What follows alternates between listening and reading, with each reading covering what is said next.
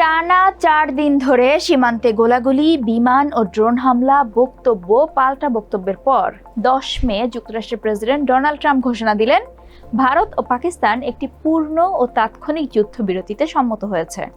দক্ষিণ এশিয়ায় চলমান সংঘাত উত্তেজনায় এটি ছিল নাটকীয় মোড়। ট্রাম্পের এই ঘোষণার পেছনে ছিল একাধিক স্তরে কূটনৈতিক আলাপ, গোপন ব্যাকচ্যানেল আলোচনা এবং আন্তর্জাতিক শক্তির চাপ, যা শেষ পর্যন্ত এই দুই পরমাণু শক্তিধর প্রতিবেশীকে সম্ভাব্য যুদ্ধ থেকে পিছিয়ে আসতে বাধ্য করে। যদিও যুদ্ধবিরতির ঘণ্টাখানেকের মধ্যেই দুই দেশ একে অপরের বিরুদ্ধে যুদ্ধবিরতি লঙ্ঘনের অভিযোগ তুলেছে, যা চুক্তির ভঙ্গুরতাকেই যেন সামনে এনে দেয়।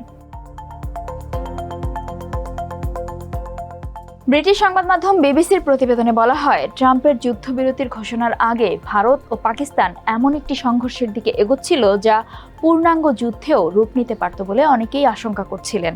গত ২২ এপ্রিল ভারত শাসিত কাশ্মীরের পেহেলগাঁওয়ের বন্দুক হামলায় ২৬ জন পর্যটক নিহত হওয়ার পর ভারত পাকিস্তান উত্তেজনার পারদ তুঙ্গে ওঠে। শুরু হয় সীমান্তে গোলাগুলি। এক পর্যায়ে পাকিস্তান ও পাকিস্তান শাসিত কাশ্মীরে বিমান হামলা চালিয়ে বসে ভারত, যার ফলে টানা ৪ দিন ধরে থেমে থেমে আকাশপথে লড়াই ও তীব্র গোলাবর্ষণ চলতে থাকে।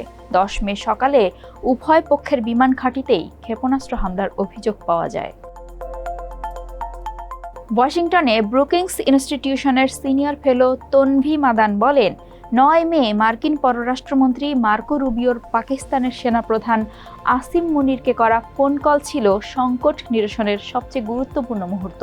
তিনি বলেন, আমরা এখনো জানি না আন্তর্জাতিক বিভিন্ন পক্ষ ঠিক কী ভূমিকা পালন করেছে, তবে এটা স্পষ্ট যে গত ৩ দিন ধরে অন্তত ৩টি দেশ, যুক্তরাষ্ট্র তো বটেই, তার সঙ্গে যুক্তরাজ্য ও সৌদি আরবও এই উত্তেজনা প্রশমনে কাজ করেছে।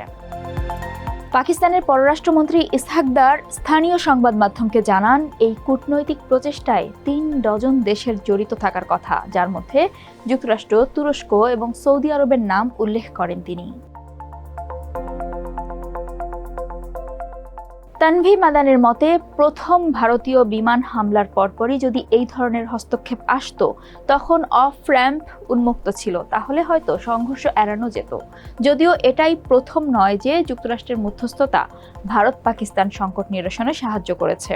এই পর্যবেক্ষণ আবার তুলে আনে ২০১৯ সালের পুলওয়ামা বালাকোট ঘটনার কথা, যেখানে একই ধরনের উত্তেজনায় মার্কিন হস্তক্ষেপ সংঘর্ষ প্রশমনে ভূমিকা রেখেছিল।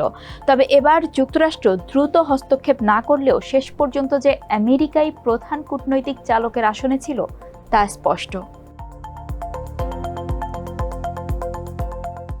এটাও ঠিক তেমনই স্পষ্ট যে সংকটের শুরুর দিকে যুক্তরাষ্ট্র কিছুটা নীরব ভূমিকা নিয়েছিল। ভাইস প্রেসিডেন্ট জেডি ভ্যান্স বলেছিলেন, এটা আমাদের সমস্যা না, আমরা এই যুদ্ধে সরাসরি জড়াবো না, তবে দুই দেশের নেতারাই নিজেদের মধ্যে আলোচনার মাধ্যমে সমাধানে পৌঁছাক, তেমনটি শুরু থেকে চেয়েছিলেন প্রেসিডেন্ট ট্রাম্প।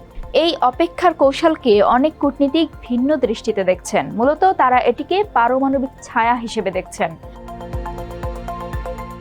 পাকিস্তান যখন একদিকে সামরিকভাবে পাল্টা জবাব দিচ্ছিল, অন্যদিকে তারা জাতীয় কমান্ড অথরিটি এনসিএ এর বৈঠকের ঘোষণাও দিয়েছিল। এনসিএ পাকিস্তানের পারমাণবিক অস্ত্র নিয়ন্ত্রণ করে। সংকটের ঠিক এই পর্যায়ে মার্কিন পররাষ্ট্রমন্ত্রী মার্কো রুবিও দৃশ্যপটে আসেন, যা আন্তর্জাতিক মহলে একটি স্পষ্ট বার্তা দেয় যে উত্তেজনা এখন পারমাণবিক ছায়ার নিচে চলে গেছে। যদিও পরে পাকিস্তানের পক্ষ থেকে বলা হয়, এনসিএ এর বৈঠকের খবরটি ভুয়া। কার্নেগি এন্ডাউমেন্টের সিনিয়র ফেলো অ্যাশলে টেরিস বলেন, এই ফলাফল সম্ভব হতো না যদি রুবিও হস্তক্ষেপ না করতেন। যুক্তরাষ্ট্র ছিল অনিবার্য। বিশেষজ্ঞরা বলছেন, ভারতের প্রধানমন্ত্রী নরেন্দ্র মোদীর সঙ্গে প্রেসিডেন্ট ট্রাম্পের ব্যক্তিগত সম্পর্ক, ওয়াশিংটনের কৌশলগত ও অর্থনৈতিক স্বার্থ এবং দিল্লির ওপর প্রভাব, এই সব কিছুই যুক্তরাষ্ট্রকে এই সংঘাতে একটি কার্যকর ভূমিকা নিতে সহায়তা করেছে। ভারতীয় কূটনীতিকদের মতে, এই সংকটে 3টি শান্তি চ্যানেল একযোগে কাজ করেছে: যুক্তরাষ্ট্র ও যুক্তরাজ্যের চাপ, সৌদি আরবের মধ্যস্থতা, যেখানে সৌদির কনিষ্ঠ পররাষ্ট্রমন্ত্রী দিল্লি ও ইসলামাবাদ সফর করেন, ভারত পাকিস্তান জাতীয় নিরাপত্তা উপদেষ্টাদের মধ্যে সরাসরি আলোচনা। প্রথমে বিশ্ব রাজনীতির অন্যান্য বিষয়ে মনোযোগ থাকলেও এবং যুক্তরাষ্ট্রের পাক ভারত দ্বন্দ্বে নিজেদের না জড়ানোর মনোভাব থাকলেও শেষ পর্যন্ত তারাই কিন্তু দক্ষিণ এশিয়ার দুই পারমাণবিক প্রতিদ্বন্দ্বীর মধ্যে অপরিহার্য মধ্যস্থতাকারীর ভূমিকা পালন করেছে। পরিস্থিতি আপাতত শান্ত, তবে অনেক বিশ্লেষক এই যুদ্ধবিরতির স্থায়িত্ব নিয়ে সন্দিহান। বিদেশ নীতির বিশ্লেষক মাইকেল কুগেলম্যান বলছেন, এই যুদ্ধবিরতি খুব দ্রুত অত্যন্ত উত্তেজনাকর অবস্থায় এসেছে।